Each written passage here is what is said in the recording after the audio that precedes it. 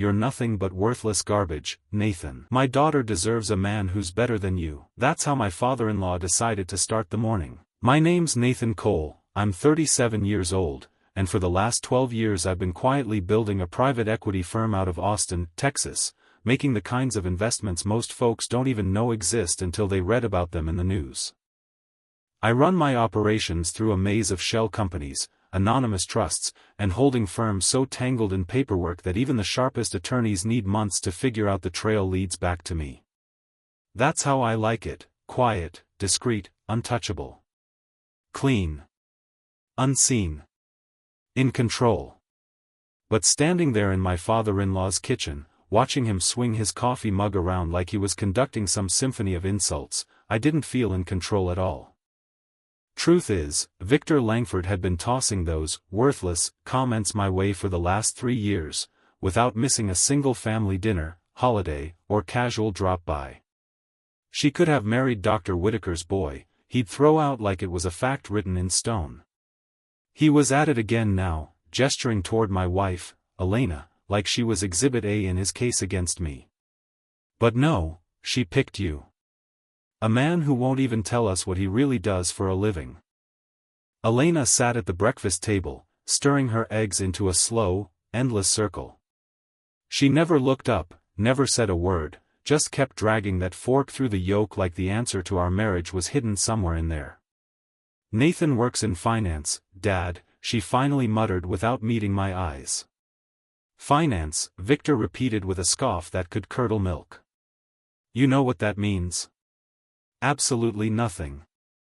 For all we know, you're selling life insurance out of some strip mall, or managing old folks' retirement accounts in a dusty little office nobody visits. I watched him pace his granite kitchen island, his cheeks going from pink to deep red with every lap. This was Victor Langford, founder and CEO of Nexera Labs, a biotech outfit that hadn't seen a real profit in over 4 years. He'd inherited his starting capital from his dad's construction empire, and because of that, he fancied himself some kind of Wall Street prodigy. What Victor didn't realize was that I'd been quietly tracking Nexera's numbers for the better part of 8 months. The place was bleeding cash, burning through the last scraps of their venture funding like a campfire in high wind. They needed a miracle. They needed exactly the sort of nameless, faceless investor I make a living being. You just sit there like a statue, Victor barked, jabbing a finger into my chest. Real men speak up. Real men defend themselves. I gave him a slow nod. You're right, Mr. Langford. The air in the kitchen froze. Elena's head finally lifted from her plate, a faint frown on her face. Even Victor looked a little thrown. I am right, he said, his voice losing some of its bite. Absolutely, I told him, slipping my jacket off the back of the chair. Elena deserves better. I walked toward the door, feeling both of them staring holes in my back. My hand was just closing around the handle when I heard the scrape of Elena's chair. Nathan, wait. But I was already outside, letting the cold November air fill my lungs, knowing deep down that something had shifted for good. I'd met Elena 5 years earlier at a biotech conference in San Antonio. She was giving a talk on gene therapy research, sharp, passionate, and completely absorbed in her work. I was there scoping out the tech sector for potential investments. Falling for the presenter wasn't on the agenda, but it happened fast. Too fast, if I'm honest. Within a year and a half, we were standing in front of a justice of the peace, saying our vows. Her father hated every minute of it. He wanted a wedding big enough to impress his country club circle, not the small, personal thing Elena and I wanted. Back then, I thought we saw life the same way, simple, stripped of pretense. Turns out, I might have been wrong. The trouble started that first Christmas. Victor got into the wine and started grilling me about my job. I gave him my standard answers: private investments, portfolio management, consulting for high-net-worth clients. All true, just not the part where I was the high-net-worth client. My firm, Amberland Ventures, managed more than $200 million in assets, focusing on early-stage technology and medical companies. We stayed out of the spotlight and let others take the bows while we banked returns most people can't even imagine. But Victor didn't see discretion as a virtue, he saw it as weakness. He'd make little digs about my mystery job and how any real man would be transparent about his work. Elena would change the subject or laugh awkwardly, but she never told him to knock it off. Over time, the comments got sharper. Victor started in on my wardrobe, my car, my supposed lack of ambition, always comparing me to their friends' sons who were doctors, lawyers, or businessmen with flashy cars and louder mouths. What cut the deepest wasn't his mouth, it was the way Elena seemed to fold in on herself during these moments. The confident scientist I'd married started shrinking, apologizing for him, smoothing things over like it was her job. After particularly rough dinners, she'd whisper an apology and promise things would change. But they never did. 3 months back, I stumbled across something that changed the whole equation. While looking at potential investments, I pulled up Nexera Labs' financials. The place was circling the drain, burning cash faster than they could raise it, scaring off every serious investor they approached. That's when it hit me, I had a choice. I could throw them a lifeline through an anonymous investment, or I could watch the ship sink. The businessman in me saw opportunity. The son-in-law in me saw something far more satisfying. I began the due diligence quietly, burying my name behind so many corporate layers Victor would never guess. All the while, I sat at his dinner table, listening to him run his mouth, watching his daughter pretend not to hear. The final straw came 3 weeks ago, on Elena's birthday. Victor invited his brother-in-law Martin, a heart surgeon who loved to brag about his vacation place in Aspen. Martin just bought himself a boat, Victor announced as Elena sliced her cake. 40 feet. Costs more than most folks make in 5 years. Martin gave a booming laugh and slapped me on the shoulder. What about you, Nathan? Pick up anything big lately, maybe a new car, a beach house? I should have seen it coming. Out of the corner of my eye, I caught the spark in Victor's gaze, the one that always came right before he went in for the kill.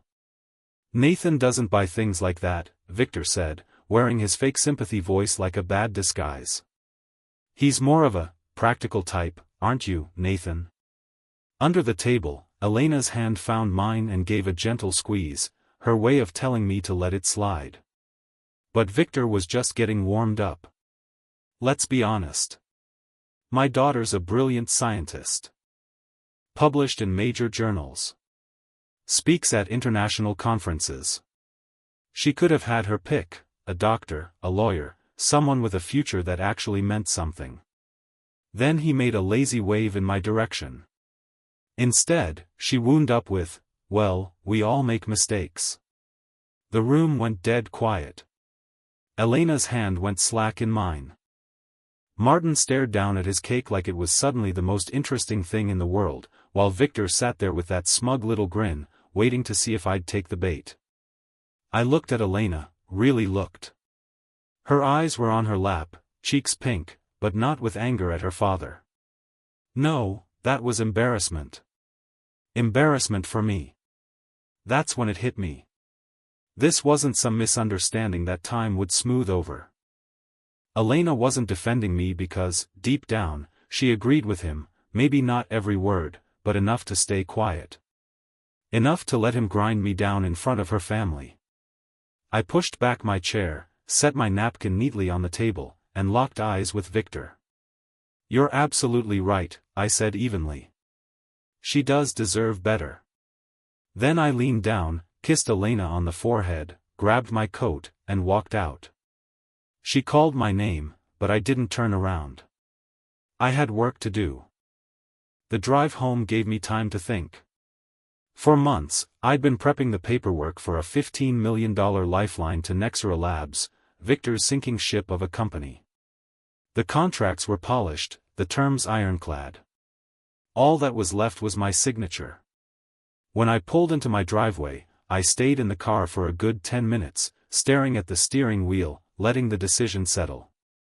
Then I knew. I wasn't going to sign.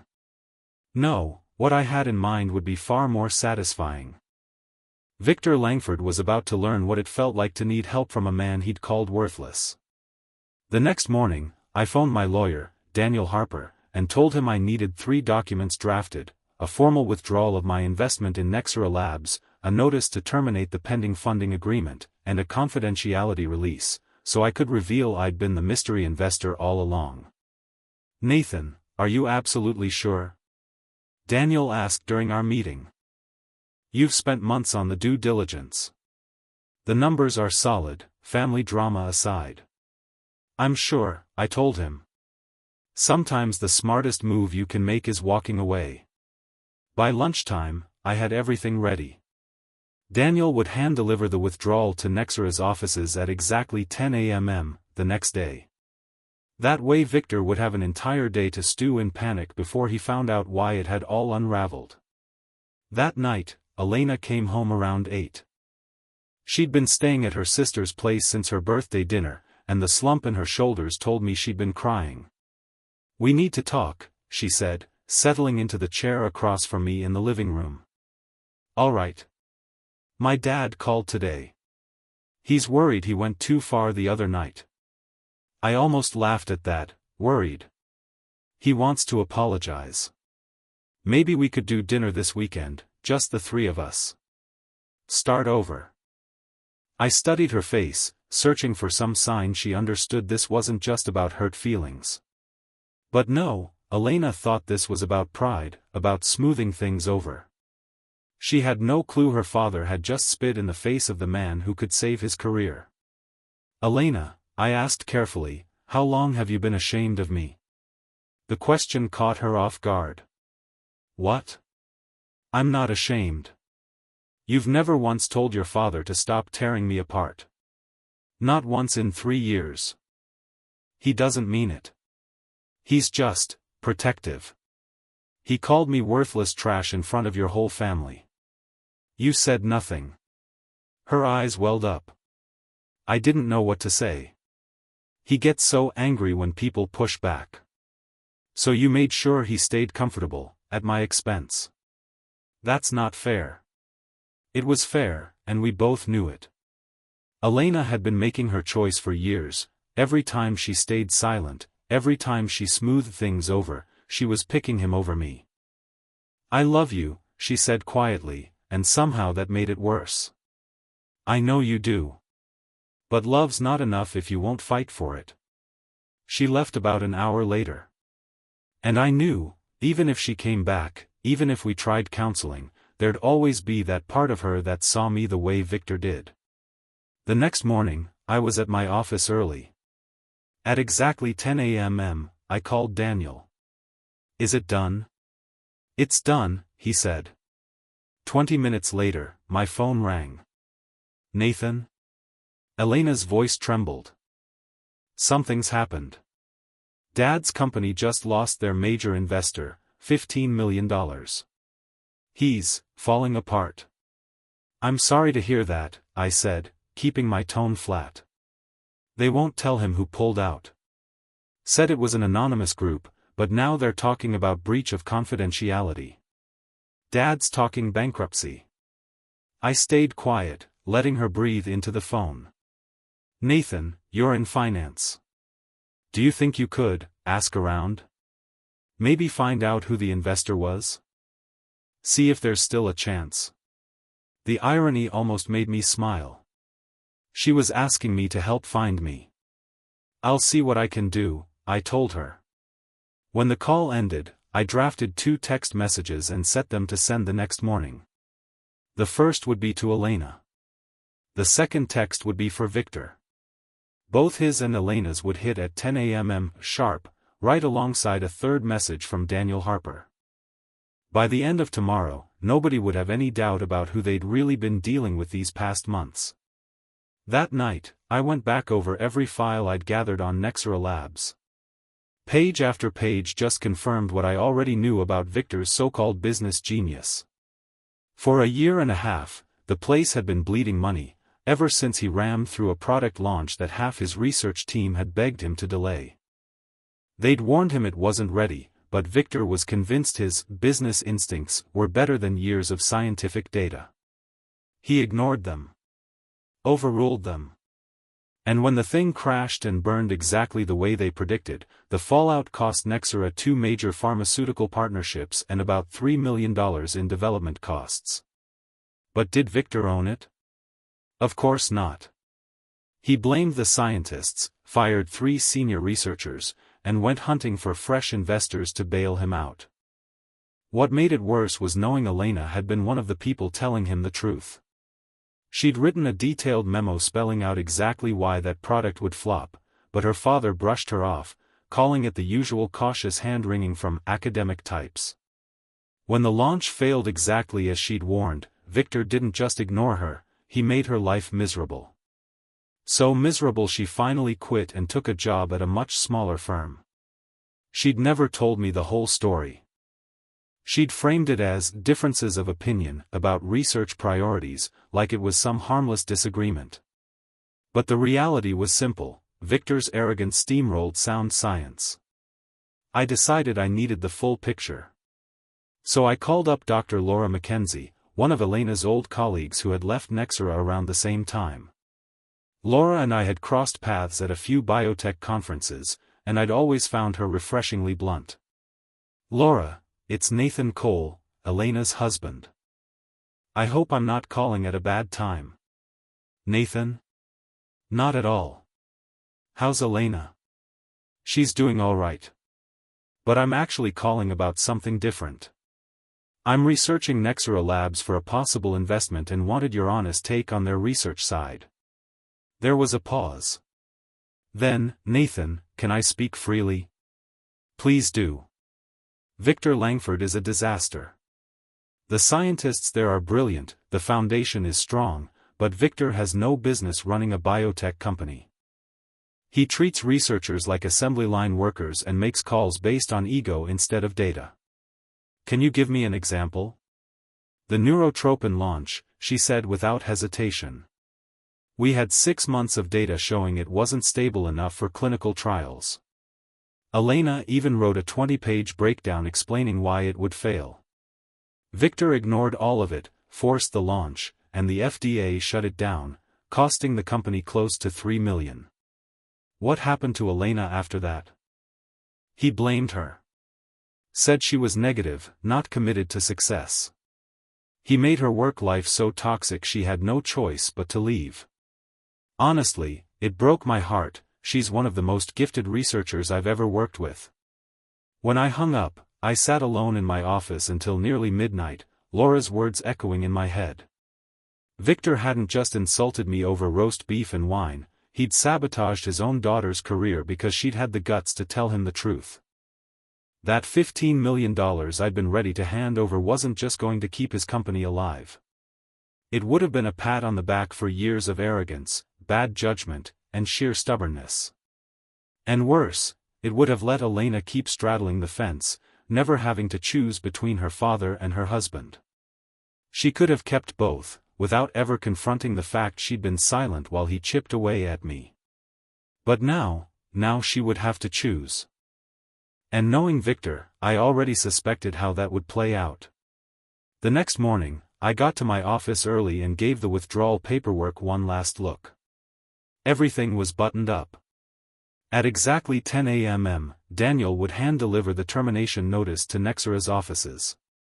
And right then, my scheduled texts would go out to Victor and Elena. At 9:45, I called Elena.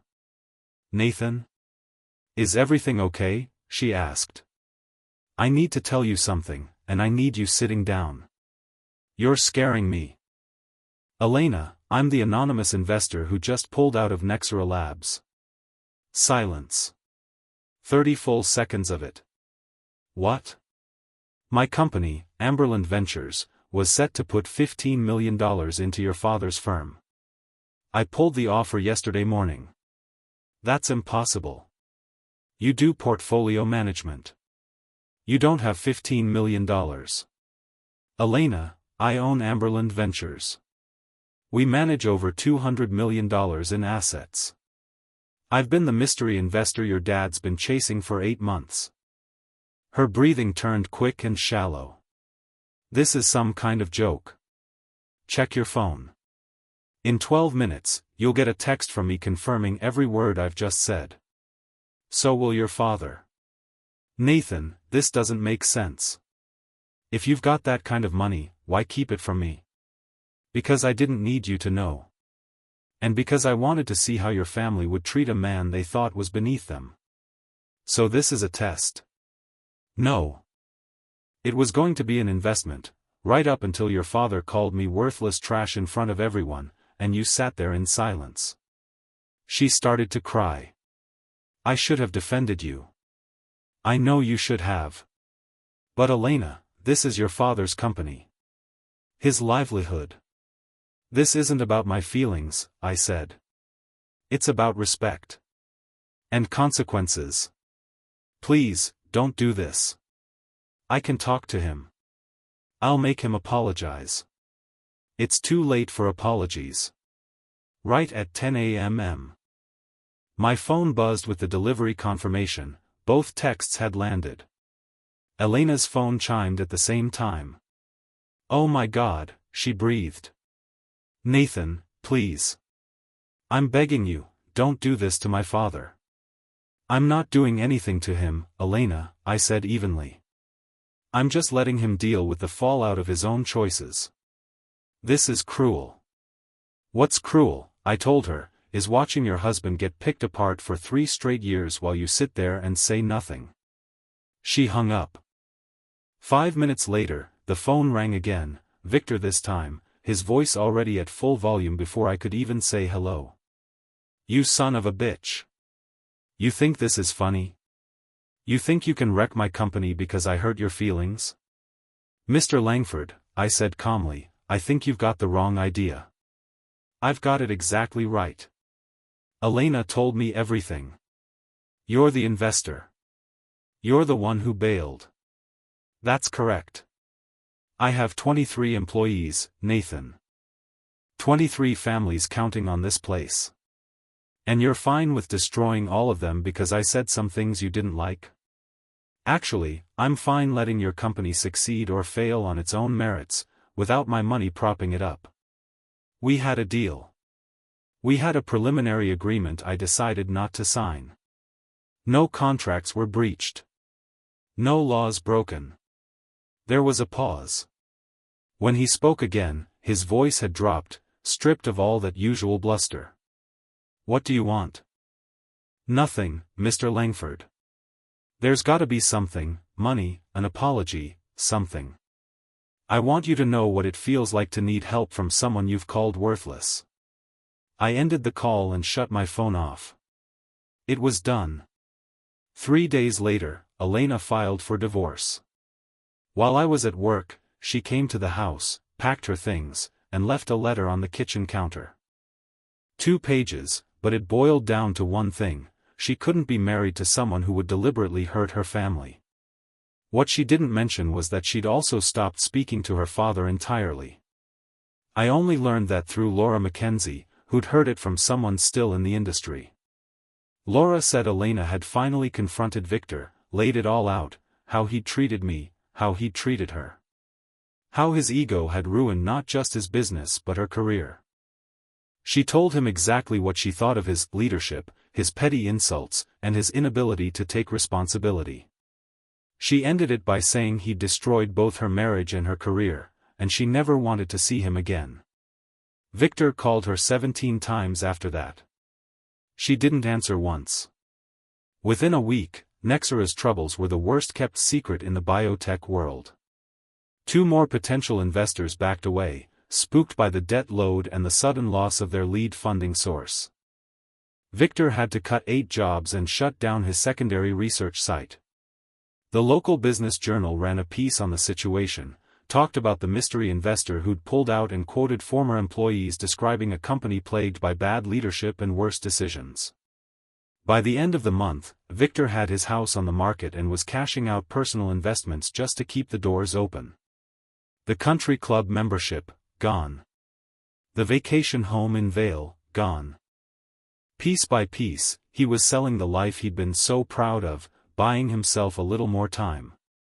One afternoon, I drove past his place and saw him outside, yanking weeds from the flower beds, a job his landscaping crew used to handle. He looked smaller somehow. Older.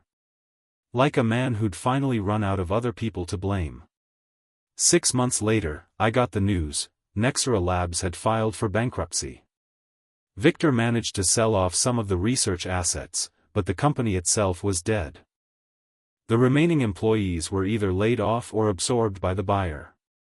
Victor himself had landed a consulting gig with a bigger biotech, working out of a small, windowless office in a strip mall near the airport, the same kind of place he'd once sneered at. Elena never reached out to me directly, but I heard she'd taken a position at a research institute in California. She was thriving again, publishing papers, speaking at conferences. She'd found her voice in science, even if she never found it in our marriage. I sold the house in Austin and opened a new Amberland Ventures office in Portland. The Pacific Northwest was good for me: fresh start, great tech scene, endless opportunities. I never spoke to Victor again, but I didn't need to. The business press kept me updated on every failed pitch, every investor who turned him down, every project that fell apart because his reputation had finally caught up with him. Victor Langford learned what it was to be dismissed, ignored, and judged by people who controlled his future. He found out that respect isn't inherited and it isn't demanded, it's earned. And sometimes, the so-called worthless man in the room is the one holding all the power.